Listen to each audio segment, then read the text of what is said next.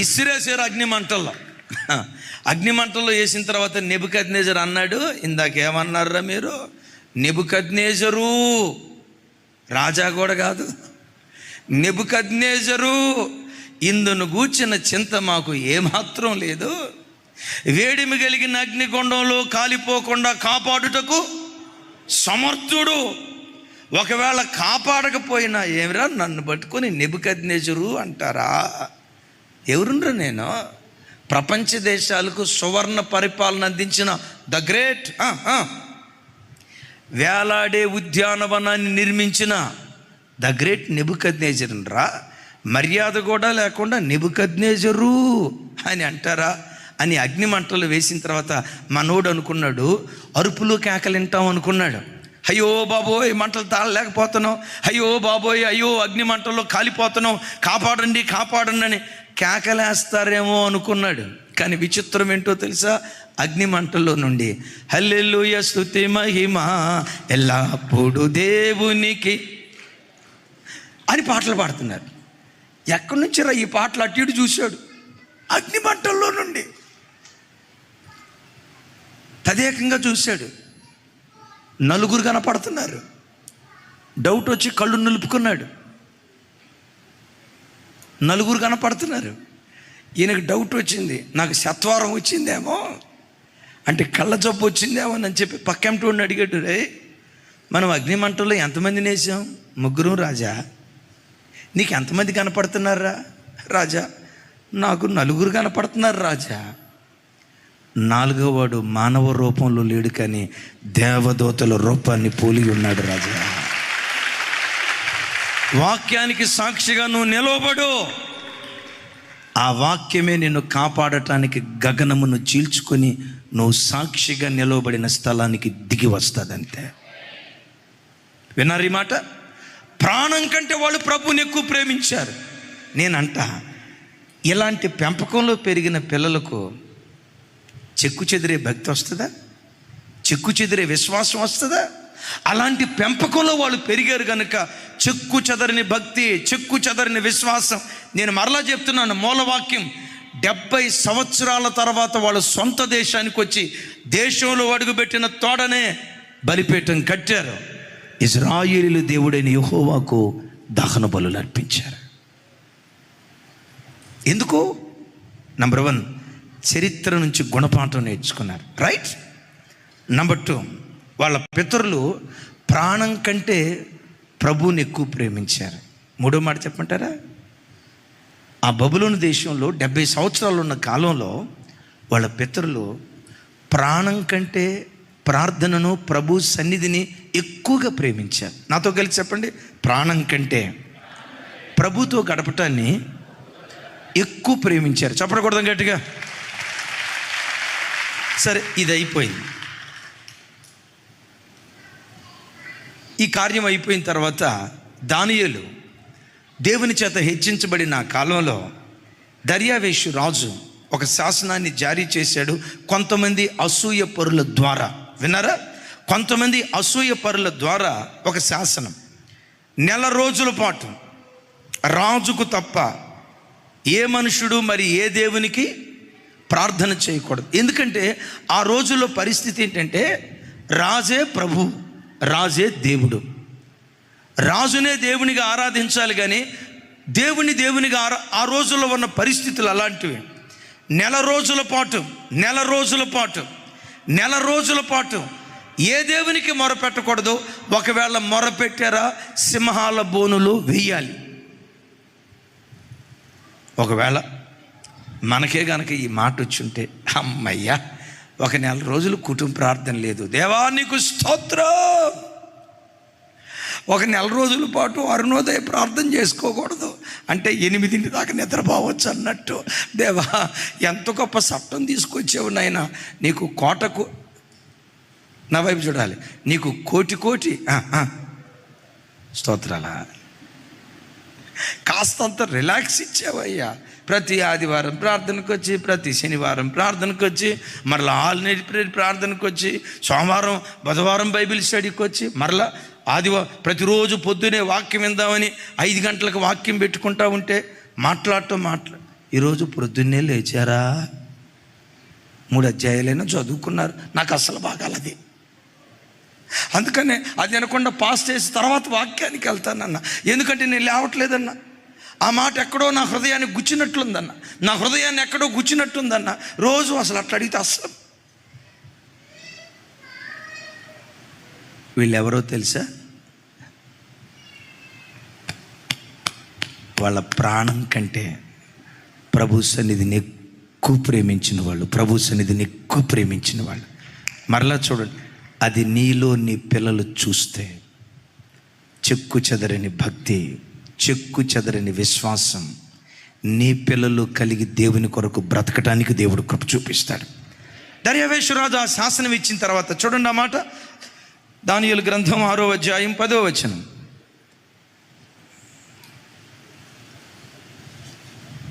నాతో కలిసి చెప్పండి. ఇట్టి శాసనము సంతకము చేయబడినని దానియేలు తెలుసుకొనినను అతడు తన ఇంటికి వెళ్ళి యథాప్రకారముగా అనుదినము ముమ్మారు మోకాళ్ళుని తన ఇంటి పైగది కిటికీలు యెరూషలేము తట్టునకు తెరవబడి ఉండగా తన దేవునికి ప్రార్థన చేయుచు ఆయనను స్తుతించుచు వచ్చాను. చప్పలు కొడుతూ స్తోత్రాలు చెప్దాం.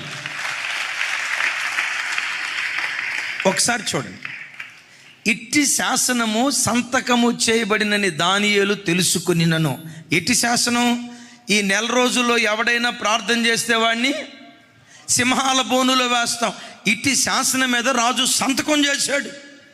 ఈ సంగతి దానియేలు తెలుసుకునినను. అక్కడ నాతో కలిసి చెప్పండి. అతడు తన ఇంటికి వెళ్ళి యథాప్రకారం అనుదినము, అంటే ఆ రోజు కొత్తగా భక్తి పుట్టుకురాలా, సిన్స్ 70 సంవత్సరాల నుండి, ఆల్మోస్ట్ ఇప్పటికి చరిత్ర 70 సంవత్సరాలు, ఆల్మోస్ట్ 70 సంవత్సరాల నుండి బబులోను దేశానికి వచ్చిన తొల్లిటి దినం నుండి దానియేలు ఏం చేసేవాడో తెలుసా?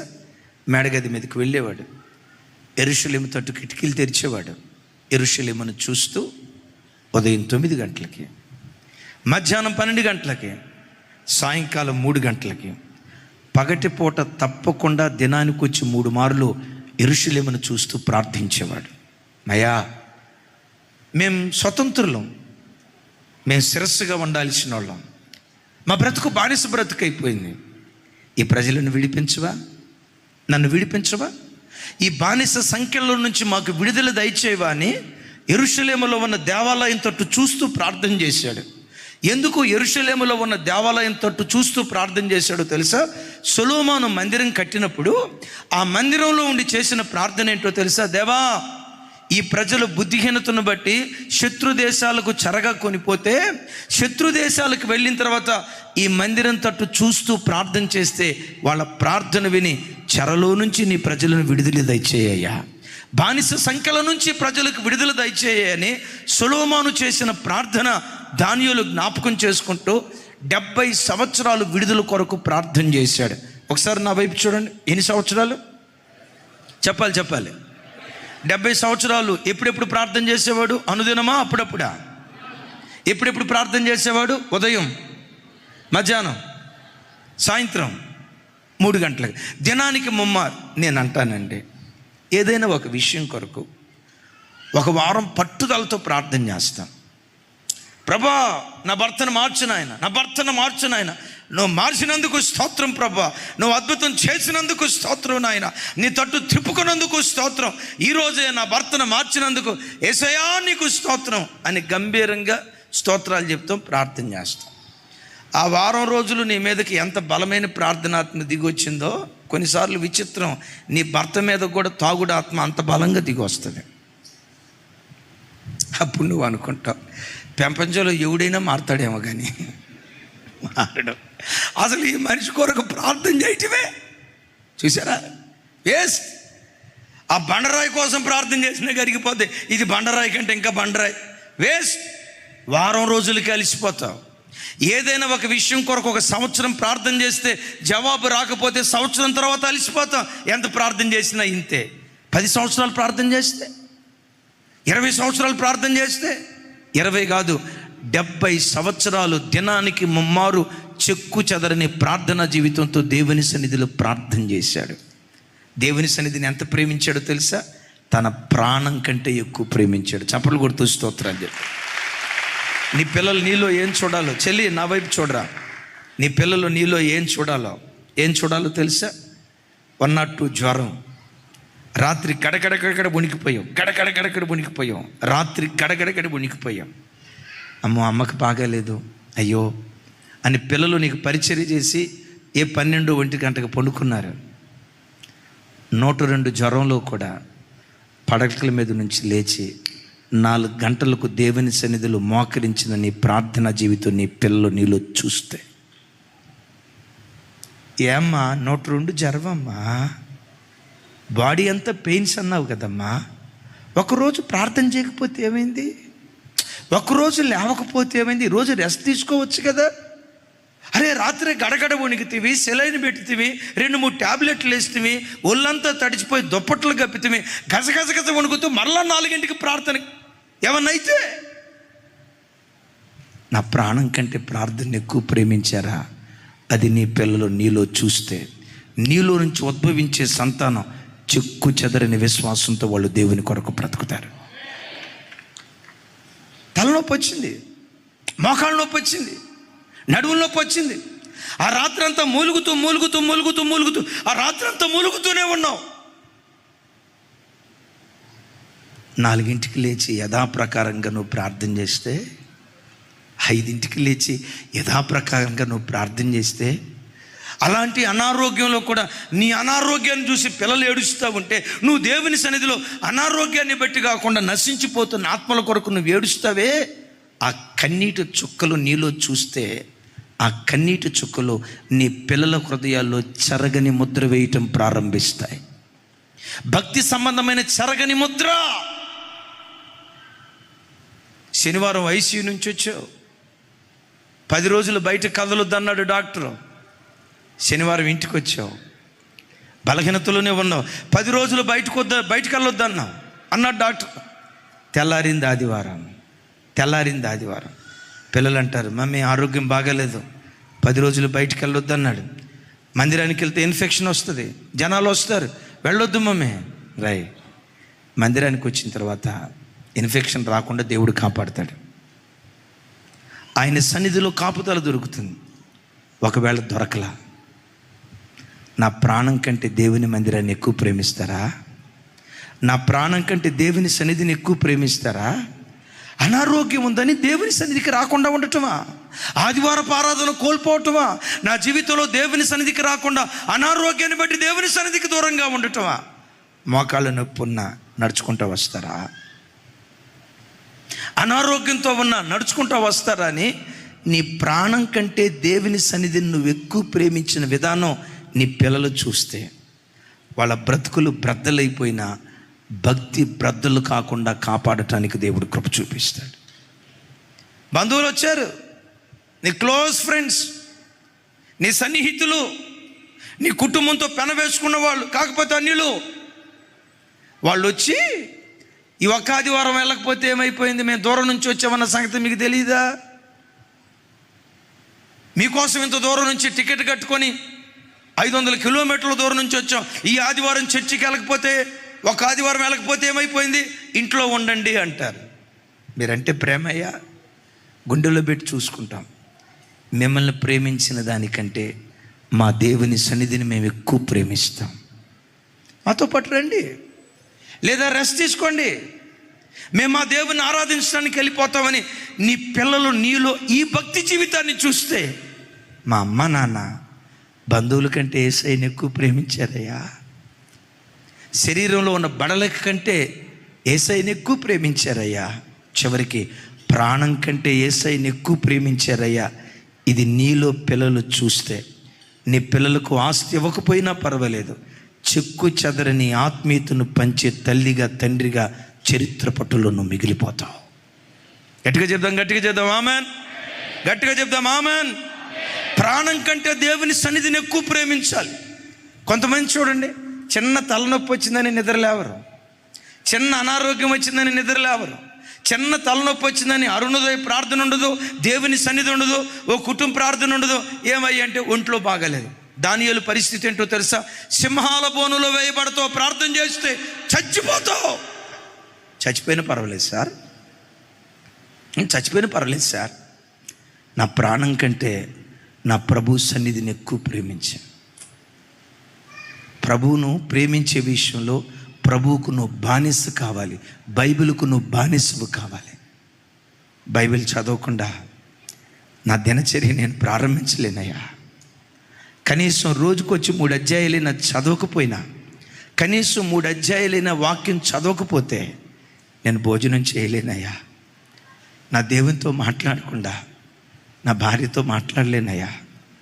నా దేవునితో మాట్లాడకుండా నా భర్తతో మాట్లాడలేనయ్యా. నా దేవునితో మాట్లాడకుండా నా పిల్లలతో నేను మాట్లాడలేనయ్యా. ఉదయం లేవటంతో నా మొట్టమొదటి మాట దేవునితో ఉండాలి, నా తొల్లిటి మాట దేవునితో ఉండాలి. ఇలాంటి భక్తి జీవితం నీలో చూస్తే నేనంట నీ జీవితంలో ఆశ్చర్యకార్యాలు దేవుడు జరిగించక మానతాడా? ఇప్పుడు ప్రార్థన చేశాడు, ప్రార్థన చేసినందువల్ల సింహాల బోనులో పడకుండా దేవుడు కాపాడు. ఈ మాట వినండి, దేవుని వాక్యానికి సాక్షిగా నిలవబడినందువల్ల అగ్ని మంటల్లో పడకుండా కాపాడలా. ఈ దేవుడు ఎవరో తెలుసా? అగ్ని మంటల్లో పడిన అగ్ని వాసన కూడా అంటకుండా తన పిల్లలను సజీవంగా కాపాడుతూ వచ్చాడు. నువ్వు దేవునికి సాక్షిగా నిలవబడ్డా కొన్నిసార్లు సింహాల బోను లాంటి సమస్యల బోనులో నువ్వు చిక్కుకుంటావు. నీ దేవుడు ఏం చేస్తాడు తెలుసా? సింహాల మధ్యలో ఉన్న సింహాలతో అంటాడు, సైలెన్స్ ప్లీజ్, ఎక్కువ తక్కువ చేసావా సింహమా? నువ్వు సింహానివేమో, నేను ఎవరినో తెలుసా? యోధా గోత్రపు కొదమ సింహాన్ని, నా మాటకు నువ్వు సైలెన్స్. ఈ సింహం ఏమందో తెలుసా? యోధా గోత్రపు కొదమ సింహమా, నువ్వు చెప్పిన తర్వాత నేను ఎట్లా మౌనంగా ఉండకుండా ఉంటానయ్యా అని చెప్పి అద్భుతం తెలుసా? సింహాల బోనులో సింహాలు ఉపవాసం ఉన్నాయి. అరే ఆమెన్ చెప్పండి. ఏమన్నా రమేష్ అన్న, ఎవరు ఉపవాసం ఉన్నారు? నేనంట దీని డిక్షనరీలో ఉండదు ఉపవాసం అనేది. దేని డిక్షనరీలో? సింహం డిక్షనరీలో ఉపవాసం ఉండలేదు, అసలు దాని డిక్షనరీలోనే దొరకదు ఆ పేరు. అలాంటి సింహాలు కూడా ఉపవాసం ఉన్నాయి. నీ చుట్టూతా సింహాల లాంటి మనుషుల వాళ్ళ నోళ్ళు మూయించడానికి దేవుడు శక్తి కలిగిన వాడు, వారి నోళ్ళు మూయించడానికి దేవుడు శక్తి కలిగిన వాడు. అయితే దైవజనమా, నీ ప్రాణం కంటే దేవుని సన్నిధిని ఎక్కువ ప్రేమించు. భయంకరమైన బడాలిక, నడవలేవు, అప్పుడే హాస్పిటల్ నుంచి వచ్చావు, వెంటనే ఆదివారం దేవుని మందిరానికి వెళ్ళి, గంగాధరనా దేవుని మందిరానికి వెళ్ళి ఆ బలహీనతలోనే ఎక్కడో ఓ చోట కూర్చొని వాక్యం వింటూ వింటూ, అయ్యా చూడండి తమ్ముళ్ళారా చూడండి, వాక్యం వింటూ వింటూ ఆరాధన చేస్తూ చేస్తూ అలా దేవుని మందిరంలో వాక్యం వింటూ నా ప్రాణం విడిస్తే ఎంత భాగ్యమో కదయ్యా. ఇస్తే అలాంటి జీవితం దయచేయ్యా. హాస్పిటల్లో ప్రాణం వేడవటం ఎందుకు? ముక్కుల్లో పైపులు పెట్టి, మూతులు పైపులు పెట్టి, చెవుల్లో పైపులు పెట్టి, గొంతులో పైపులు పెట్టి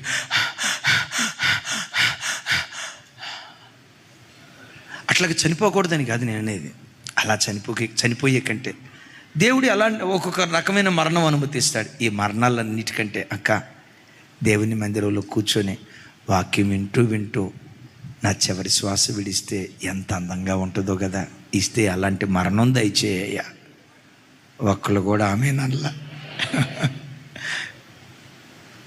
ప్రాణం కంటే ప్రభువుని ఎక్కువ ప్రేమించారు. నేనంట ఇలాంటి పెంపకంలో పుట్టిన పిల్లలు వాళ్ళ భక్తి ఇంకెట్టుంటుంది? చెక్కు చెదరని భక్తి విశ్వాసాలు కలిగేటట్లుగా చెరలో ఉన్న తల్లిదండ్రులు పిల్లలకి అది నేర్పారు. చప్పట్లు కొడితే స్తోత్రాలు చెప్దాం. ఎలా బ్రతికారు? 4వది, రాజీ పడని జీవితం. ఒకసారి చూడు, హామాన్ అనే ఒకడున్నాడు, ఆ మార్గం గుండా వెళ్తున్నాడు, పోతున్నాడు. మనోడు ప్రధానిగా ఉండి వెళ్తూ పోతూ ఉంటుండగా అందరూ సాష్టాంగపడి నమస్కారం చేస్తున్నారు. దీన్నే ఏమంటారంటే నక్క వినయం, అతి వినయం, ధూర్త లక్షణం అని అంటారు చూసారా. హామాను వెళ్తా ఉంటే ఒక్కొక్కడు సాగిలిపడి నమస్కారం చేస్తున్నారు. నేను మిమ్మల్ని అడుగుతా, నిజంగా భయం కొద్దీ సాష్టాంగపడ్డారా, ఆశించి సాష్టాంగపడ్డారా? మీకెట తెలిసింది? ఆశించే వాడి మీద గౌరవం దేవుడు ఎరుగు. ఎందుకో తెలుసా? రాజు కట్ల సాష్టాంగ పడితే ఏదో ఒకరోజు కనికరించి మెడలో ఉన్న బంగారు హారం అమ్మ అనండి ఒకసారి, అట్ట ఈసిరిపోతాడు. నా దిశ తిరక్కపోతుందా? ప్రధాని కనికరం ఉంటే నాకు ప్రమోషన్ ఇగిపోతాడా, చక్కటి హైక్ ఇగిపోతాడా అని చెప్పి ఆ ప్రధాని అట్లా వెళ్తా ఉంటే వంగి వంగి వంగి వంగి పొర్లి పొర్లి పొర్లి పొర్లి దండాలు పెడుతున్నారు. వాళ్ళ మధ్యలో ఒక ఆయన ఉన్నాడు, మొర్దెకై.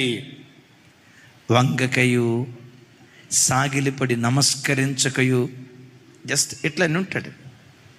నమస్తే ప్రధాని గారు, నమస్తే సార్ అని ఉంటారు. ఇక తతిమ వాళ్ళు ఉన్నారు చూసారా, కాళ్ళ మీద పడి పొర్లి పొర్లి పొర్లి దండం పెడుతున్నారు. వచ్చి అన్నారు, యారా నువ్వు గేట్ వాచ్మెన్వి, నేనెవరిని? గజిటెడ్ ఆఫీసర్ని. గజిటెడ్ ఆఫీసర్ అయిన నేనే పొర్లి పొర్లి దండం పెడతా ఉంటే ఆఫ్టర్ ఆల్ గేట్ కీపర్ గాడివిరా, నువ్వు సాగిలి పట్టలేదేంటి? ఏమన్నాడు తెలుసా? నేను యూదుడును గనుక ఆ పని చేయజాలను. వరే చంపేస్తాడా ప్రధాని, సో వాట్? ఎక్కడ కళ్ళు మూస్తే పరలోకంలో కళ్ళు తెరుస్తారా? అరే నీ ప్రాణం తీస్తారు, ఉన్న ఉద్యోగం తీసేస్తారు. బిడ్డలారా, వాళ్ళు ఎలాంటి భక్తి జీవితం చేశారో తెలుసా? రాజీ పడని భక్తి జీవితం ప్రభు కొరకు జీవించారు. చప్పలు కొడుతూ స్తోత్రాలు చెప్దాం గట్టిగా గట్టిగా గట్టిగా. హల్లెలూయా. స్వరం ఎత్తి గట్టిగా చెప్దాం హల్లెలూయా. చప్పలు కొడుతూ దేవునికి స్తోత్రాలు చెప్దాం. దైవజనమా, ప్రస్తుతం మాదీయ పారసీక రాజ్యంలో మొర్దెకై, ఎస్తేరు ఎలాంటి పరిస్థితి గుండా వెళ్తున్నారో, భరత గడ్డ గుండా ప్రస్తుతం క్రైస్తవులు అదే పరిస్థితి గుండా వెళ్తున్నారు. శ్రీకాకుళం ప్రాంతంలో తూర్పుగోదావరి ప్రాంతంలో చర్చికి వెళ్తున్నారని 30 కుటుంబాలను వెలివేశారట. ఏం చేశారు? దొంగతనం చేశారా? త్రాగుబోతనం చేశారా? బ్రాందీ షాపులు నడిపించారా? ఏమైనా అక్రమ కార్యక్రమాలు చేశారా? నిజదేవుణ్ణి తెలుసుకున్నందుకు 30 కుటుంబాలను వెలివేశారు. మీరు ఆ యేసు ప్రభుని వదిలేస్తేనే మీకు డ్వాక్రా గ్రూపు, ఆ యేసు ప్రభుని వదిలేస్తేనే కులంలో చేర్చుకుంటాం, ఆ యేసు ప్రభుని వదిలేస్తేనే మా బంధువుల పెళ్ళికి మా పెళ్ళిళ్ళకి మిమ్మల్ని పిలుస్తాం, ఆ యేసు ప్రభుని వదిలేస్తేనే మీ ఇళ్ళకి మేము వస్తాం, లేదా మిమ్మల్ని వెలివేస్తాం అన్నారట. వాళ్ళే మామూలుళ్ళ, వారి పిచ్చినాయళ్ళారా, మీరు మమ్మల్ని వెలివేసేది ఏంట్రా? మేమే మిమ్మల్ని వెలివేస్తూ ఉన్నాం. మేము ఆరాధించే దేవుడు జీవం కలిగిన దేవుడు, మేము ఆరాధించే దేవుడు నిజదేవుడు. ఆయన తప్ప మరొక దేవుడు లేడు. నిజదేవుని దగ్గరికి వెళ్ళేవరా? రిజర్వేషన్లు తీసేస్తారు, తీసేసుకోండి. డ్వాక్రా పథకాలు తీసేస్తారు, తీసేసుకోండి. ఉన్నపాటున ఉద్యోగాలు తీసేస్తారు, తీసేసుకోండి. అన్న ఉద్యోగాలు పోతే ఎలా? నీతి కొరకు ఆకలి దప్పులు గల వారు ధన్యులు, వారు తృప్తిపరచబడతారు. కథగా చెప్దాం ఆమేన్. ఈరోజు క్రైస్తవం ఎలాంటి గడ్డు పరిస్థితి గుండా వెళ్తుందో 2 సంఘటనలు చెప్తాను. మన ఉప్పల్ చర్చికి గవర్నమెంట్ టీచర్గా పనిచేస్తున్న అమ్మాయి మన చర్చికి వస్తుంది. ఆ చెల్లికి ఏదో గైనిక్ ప్రాబ్లం వచ్చి హైదరాబాద్లో పేరుగాంచిన డయాగ్నోసిస్ సెంటర్, ఆ సెంటర్కి వెళ్ళింది తన భర్తతో. మంచి చక్కటి వైఫ్ అండ్ హస్బెండ్ హాస్పిటల్కి వెళ్ళారు. ఆ హాస్పిటల్లో డాక్టర్ మా ఈ అమ్మాయిని చూసి, అమ్మాయి ఏంటి నుదుట బొట్టు లేదేంటి? బొట్టు పెట్టుకొని రావాలి కదా, ఎందుకు బొట్టు పెట్టుకోలేదు? నో మేడం, నేను క్రిస్టియన్, బీసీసీ. క్రిస్టియన్ అయితే బొట్టు పెట్టుకోవా? మన భారతదేశ సాంప్రదాయం ఏంటి? మేడం నా బొట్టు జోలి మీకెందుకు మేడం, నేను ఎందుకు హాస్పిటల్కి వచ్చాను? అనారోగ్యాన్ని బట్టి ట్రీట్మెంట్ చేస్తే చేయండి, లేదంటే వెళ్ళిపోతాను. నేనంట పవిత్రమైన వైద్య వృత్తిలో కూడా ఈ బీజం వాళ్ళు నాటుతున్నారంటే ఎంత గడ్డు పరిస్థితుల్లో ప్రస్తుతం క్రైస్తవ్యం ఉందో ఆలోచించు. ఏదో రొసరొసలాడుతా 4 మాటలు, ఎందుకు వచ్చావు? పలానా ప్రాబ్లం మేడం. వాస్తవంగా దానికి ట్రీట్మెంట్ ఇచ్చేటప్పుడు మత్తు ఇంజెక్షన్ ఇస్తారట. మత్తు ఇంజెక్షన్ ఇవ్వకుండా కావాలని చేత్తో కెలికి వదిలిపెట్టిందటండి. మేడం నొప్పి మేడం, భరించలేకపోతున్నాను మేడం, నేను భరించలేను మేడం అంటే ఆవిడ అందట, మీ యేసు ప్రభు ఉన్నాడుగా స్మరించుకో, మీ యేసు ప్రభు ఉన్నాడు కదా స్మరించుకో. నేనా డాక్టర్ అని, నువ్వా? ఇంజక్షన్ ఇవ్వాలని ఎవరు చెప్తారు? నాకు తెలుసు, నోర్మయ్. కడుపంతా కెలికి వదిలిపెడితే వారం రోజులు మంచం మీద నుంచి దిగల.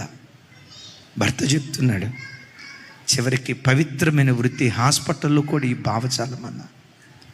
నేను బొట్టు పెట్టుకుంటే వాళ్ళకెందుకు, పెట్టుకోకపోతే వాళ్ళకెందుకు?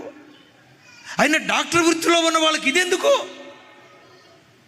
వైజాగ్ ఆంధ్ర యూనివర్సిటీలో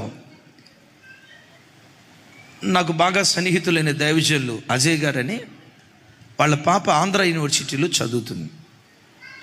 పూర్తి పెంతుకోస్తు డాక్టరీన్లో పెరిగిన బిడ్డలం. తల్లి కడుపులో నుంచి వచ్చేటప్పుడు ఎలా ఉన్నారో ఒంటి మీద ఏ ఆభరణం ఉండదు. చివరికి చెవులు కూడా పిల్లలు కుట్టించలా, చెవులు కూడా కుట్టించలా. ఒక చెవులకు పోగులు ఉండవు, మెడలో గొలుసు ఉండదు, చేతికి ఏమంటారు వాటిని, బ్రాస్లెట్టా, గాజులు ఉండవు, చేతులకి వేళ్ళకి రింగులు ఉండవు, సింపుల్గా ఉంటుంది. ఇక బొట్టేడు తిరిగి ఆ కాలేజీ ప్రొఫెసర్, క్లాసులో ప్రొఫెసర్, ఏది పీజీ కాలేజీ ప్రొఫెసర్, ఈ అమ్మాయిని చూసి, ఏమట్లా బోడి ముఖంతో వస్తున్నావు, నోటు బొడి పెట్టుకోవా, ఏం బోడి ముఖంతో వస్తున్నావు, మెళ్ళ కనీసం బంగారు గోలు చేసుకోవా, ఏం చెవులు కనీసం రింగు, ఏంటిదే? మా డాడీ పాస్టర్ మేడం, నేను అలా చేయను మేడం. మీ డాడీ ఒక్కడే పాస్టరా? ఎంతమంది పాస్టర్ పిల్లలు అట్లా లేరు, నువ్వు ఇట్లా రావద్దు. తండ్రికి చెప్పింది, రే ఒకవేళ ఆ కాలేజీలో నుంచి నేను తీసేసినా పర్వాలేదు, కానీ రాజీ లేని జీవితం ప్రభు కొరకు జీవించు. ఎలా నువ్వు పెరిగావో, ఎలా ఏ క్రమశిక్షణతో నిన్ను పెంచామో, ఒకవేళ కాలేజీలోంచి నేను డిబార్ చేసిన ప్రభు కొరకు రోషంగా బ్రతుకు. నేను ఇలాగే ఉంటాను మమ్మీ, మేడం నన్నేమనుకోవద్దు, దయతో క్షమించండి. మా నాన్న నన్ను ఇలా పెంచాడు. సంవత్సరం పాటు టార్చర్ అంట, టార్చర్. ఆ పీజీ కాలేజీలో ఆ అమ్మాయి ఈ అబ్బాయితో, ఈ అబ్బాయి ఆ అమ్మాయితో ఇలా సరసాలాడుతూ ఉంటే వాళ్ళందరి మధ్యలో బలురక్కసి చెట్ల మధ్య వల్లి పద్మం ఉన్నట్లు ఈ అమ్మాయి తన పవిత్రతను కాపాడుకుంటూ క్రీస్తుకు సాక్షిగా బ్రతికిందట. అదే ప్రొఫెసర్ సెకండ్ ఇయర్ క్లాస్ చెప్తూ ఆడపిల్లలంటే అదిగో అజయ్ పాస్టర్ గారి కూతురుందే, ఆ అమ్మాయిలాగా బ్రతకాలి, ఆ అమ్మాయిలాగా బ్రతకాలి. నేనంట ఈ పెట్టుకోకుండా, ఇది తీసేసి గాజులు పెట్టుకోకుండా, బంగారం ఆభరణాలు లేకుండా ఉంది. ఇట్లా ఉండి క్లాసులో అబ్బాయితో పోకిరి మాటలు మాట్లాడుంటే క్రీస్తు సాక్ష్యం ఏమైపోయేది? దేవుని నామం ఏమైపోయేది? దోషణ పాలయ్యేది కాదా? అలాంటి పరిస్థితుల్లో అంత టార్చర్ అనుభవించిన దైవజనమా, విరోధుల నోరు ఎలా మూయించాలో తెలుసా? నీ సత్ప్రవర్తన ద్వారానే మూయించాలి. నీ సత్ప్రవర్తన ద్వారా ఏ వ్యక్తి నిన్ను దూషించాడో ఆ దూషించిన వాడే ప్రశంసించేటట్లుగా క్రీస్తు సత్ప్రవర్తన ఆ స్థలాల్లో మనం కనపరచుదాం గాక. రైట్, విన్నారు కదా? రాజీ లేని జీవితం వాళ్ళ పితరుల దగ్గర చూశారు. రాజీ లేని జీవితం. వాడి కొంగి నమస్కారాలు, దశకాలు, దండాలు పెట్టి వాడిచ్చే ఎంగిలి మెతుకుల కోసం ఎందుకు? మనిషి ఇస్తే గుప్పెడితో ఇస్తాడు, దేవుడిస్తే ఆకాశపు వాకిలి విప్పి ఆశీర్వదిస్తాడు. గట్టిగా చెప్తే ఆమేన్. కొంతమంది క్రైస్తవుల్లో కూడా ఎలక్షన్ టైం వచ్చిందంటే చాలు సచిన వాళ్ళు కూడా బతికిస్తారు. అయ్యా మీ ఇంట్లో ఎన్ని ఓట్లు? 12. ఆల్రెడీ 3 చచ్చిపోయారు. 12 ఓట్లు, మొత్తం 12 ఓట్లు. ఎందుకు? ఓటుకు నోటు, ఓటుకు నోటు. ఓటు దగ్గర నీ భక్తి అమ్ముకుంటే నీవేం విశ్వాసయ్యా? ఓటుకు నోటు విషయానికి రాజీపడి నీ భక్తి నమ్ముకుంటే దేవుడు ఎలా ఆశీర్వదిస్తాడు? నేను మరలా చెప్తున్నాను, మనిషి ఇస్తే గుప్పెడితో ఇస్తాడు, తన చేతితో ఇస్తాడు. దేవుడు నీకు ఇవ్వటం ప్రారంభిస్తే ఆకాశపు వాకిళ్ళు విప్పి గిన్నె నిండి పొంగి పొర్లేటట్లుగా తన కార్యాలు చేయటం ప్రారంభిస్తాడు. ఆమేన్. ఆఖరి మాట చెప్తాను. ఈ 70 సంవత్సరాల చెరలో ఉన్న వాళ్ళ పితరుల దగ్గర నుంచి వాళ్ళు నేర్చుకున్న పాఠం ఏంటో తెలుసా? ప్రార్థన ద్వారా ఏదైనా మనం సాధించగలుగుతాం. వాళ్ళ పితరులు అలా నూరిపోశారు. ఎలా? హామాను రాజుతో మాట్లాడి 127 సంస్థానాలలో ఉన్న యూదులందరూ చంపబడాలి. ఆల్రెడీ మరణశాసనం జారీ అయిపోయింది. మొర్దెకై ఏం చేశాడో తెలుసా? తన కుమార్తె అప్పటికే రాణి కుమార్తె దగ్గరికి వెళ్ళాల. కుమార్తె అప్పటికే రాణి దగ్గరికి వెళ్ళాల. ఆ కుమార్తెను ఏ దేవుడు రాణిగా చేశాడో ఆ దేవుని దగ్గరికి వెళ్ళాడు. బట్టలు చింపుకున్నాడు. శ్మశాన మైదానంలో ఒంటి మీద ధూళిపోసుకొని బైబిల్లో రాయబడిన మాట, మహాశోకంతో మహారోదనతో దేవునికి ప్రార్థన చేశాడు. గొనిపట్ట కట్టుకొని అల్లాడిపోయాడు. తర్వాత కుమార్తెకు తెలిసింది. కుమార్తె అంది, డాడీ 3 రోజులు నేను నా చిలికెత్తలు ఇక్కడ ఉపవాసం ఉంటాం, మీరు అక్కడ ఉపవాసం ఉండండి. మనం ప్రార్థన చేస్తే దేవుడు శాసనాలు మారుస్తాడు, చట్టాలు మారుస్తాడు, అధికారాలు మారుస్తాడు. మీరు అక్కడ ఉపవాసం ఉండండి, మేము ఇక్కడ ఉపవాసం ఉంటాం. అద్భుతం. అక్కడ మొర్దెకై, 127 సంస్థానాల్లో ఉన్న యూదులు, షోషాను కోటలో ఉన్న ఎస్తేరు, వీళ్ళందరూ కలిసికట్టుగా ప్రార్థన చేశారు. బిడ్లరా, భారతదేశానికి దేవుడేం పేద గొప్ప అద్భుతం చేయాల్సిన అవసరంలా. దేవుడు సాధారణమైన రీతిలో పనులు చేస్తాడు. వీళ్ళు ప్రార్థన చేస్తే దేవుడు ఏం చేశాడో తెలుసా? దేశాన్ని పరిపాలన చేసే రాజుకు నిద్ర పట్టకుండా చేశాడు. ఒక రాత్రి నిద్ర పట్టలేదు. రాజ పుస్తకాలు చదివాడు. ఎవరో ఒక ఆయన ఉపకారం చేశాడు, ఆయనకి గౌరవం దొరకలేదని తెలిసింది. ఎవరా వ్యక్తి? మొర్దెకై. ఏం చేశాడో తెలుసా? గుర్రం మీద మహారాజులాగా ఊరేగించాడు. Gate watchman మహారాజులాగా ఊరేగించబడ్డాడు. దేవుడు అద్భుతం చేయటానికి దేవుడు దిగొచ్చి కత్తి పట్టుకొని, ఎవడరా క్రైస్తవులకు వ్యతిరేకంగా లేచేది, రెండురా చూసుకుందాం, కత్తి పట్టుకోడు. ఆయన సాధారణమైన రీతిలో రాజులకు నిద్ర లేకుండా చేస్తాడు అంతే. ఒక్కళ్ళు ఆమె చెప్పలా. జాకబన్నా, దేవుడేం భయంకరుడిగా వచ్చి, రారా అంతేదో తెలుసుకుందాం, మీరు అటువైపు ఉండండి, ఇటువైపు ఉంటారా? దేవుడు అట్లా కత్తి పట్టుకొని సింపుల్గా చేస్తాడు సార్. నా వైపు చూస్తారా? గొడ్డలితో పోయే సమస్యను కూడా గోడితో తీసేస్తాడు దేవుడు. గొడ్డలితో పోయే సమస్యను గోడితో తీసేస్తాడు. చివరికి ఆ రాజు ఏం చేశాడో తెలుసా? ఖాళీ పేపర్ ఇచ్చి, మరి అబ్బాయి ఏం రాసుకుంటారో రాసుకోండి. రాసుకున్న తర్వాత ఉంగరం ఉంది కదా, ముద్ర ఉంగరం, ఈ ఉంగరం కూడా మీకే ఇస్తాం. గమనించండి, ప్రార్థన చట్టాలను సృష్టించే వారిగా వారిని మార్చింది. Praise the lord. 127 సంస్థానాల్లో ఉన్న యూదులు బ్రతకాలి. వాళ్ళందరూ ఉన్నత స్థానాలకు వెళ్ళాలి. యూదులకు వ్యతిరేకంగా ప్రవర్తించిన వాళ్ళందరూ చంపబడాలని చంపించారు. మీకు తెలుసా, రాగల కాలంలో ఇలాంటి శాసనాలు రాబోతున్నాయి. క్రైస్తవులకు వ్యతిరేకంగా లేచిన హస్తాలు అణచబోయే రోజులు రాబోతున్నాయి. ఇలాంటి శాసనాలు పుట్టించే రోజులు నిశ్చయంగా దేవుడు అనుగ్రహిస్తాడు. నేనంటా సార్, ఇప్పుడున్న రాజులు నెబుకద్నెజర్ కంటే గొప్పోళ్ళ? ఆడికే సొక్కలు చూపించాడు నీ దేవుడు. నెబుకద్నెజర్ దగ్గరికి వచ్చాడు, కత్తి పట్టుకుంటా పొడి చేస్తా అని అనలా. ఏమి లేదు, లోపటేదో జన్యువును మార్చాడు, మనిషి కాస్త పశువు అయిపోయాడు. సింపుల్. అంతకు మునుపు బిర్యానీ తినేవాడు ఇప్పుడు గడ్డి తింటున్నాడు.